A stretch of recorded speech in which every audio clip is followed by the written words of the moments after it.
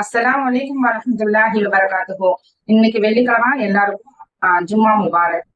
அல்லாஹ்வின் பாதையில் ஒரு சிறு சம்பவங்களை உங்களோட பகிர்ந்து கொள்ள விரும்புகிறோம். ஒரு முறை இமாம் அஸ்மாயி அவங்க என்ன செய்யறாங்கன்னா, ஒரு சந்தையில் நடந்து போயிட்டு இருக்காங்க. அப்ப ஒரு பெண்மணி மாதுளம் பழங்களை தன்னுடைய கூடைகளை வச்சு வித்துட்டு இருக்காங்க.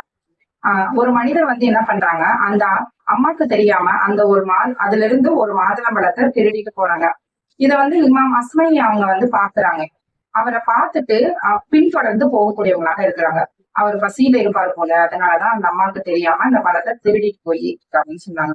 சிறிது தூரம் போயிட்டே இருக்கும்போது அவர் என்ன பண்றாருன்னா, அந்த திருடிட்டு போனாரு இல்லையா பழத்தை, அவர் என்ன பண்றாரு, ஒரு ஏழை பசிக்குதுன்னு சொல்லி கையை நீட்டுறாங்க. அந்த பழத்தை அவருக்கு கொடுத்துறாரு.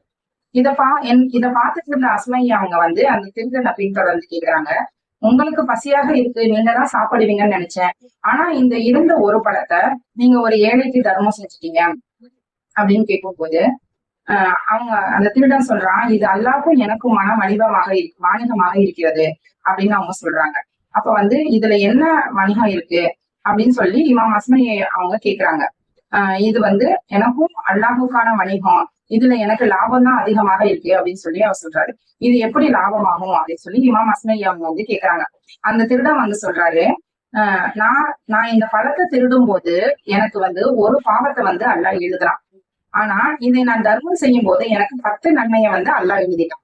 இதனால என்னுடைய 10 நன்மையிலிருந்து ஒரு பாவம் கழிச்சு எனக்கு மீதம் இருக்கிறது 9 நன்மைகள்னு அப்படி சொல்றாரு.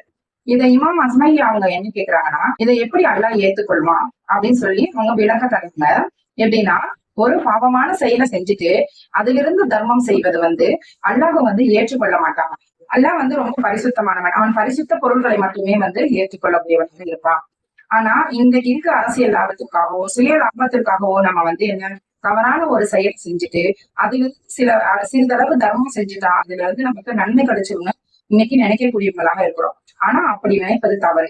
எப்போதுமே பரிசுத்த பொருள்களை மட்டும் தர்மம் செய்வதிலிருந்து தான் அல்லாஹ் அந்த தர்மத்தை முழுமையாக ஏற்றுக்கொள்ளக்கூடியவனாக இருக்கிறான்.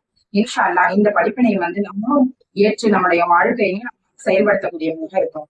அஸ்ஸலாமு அலைக்கும் வரஹ்மத்துல்லாஹி வபரகாத்துஹு.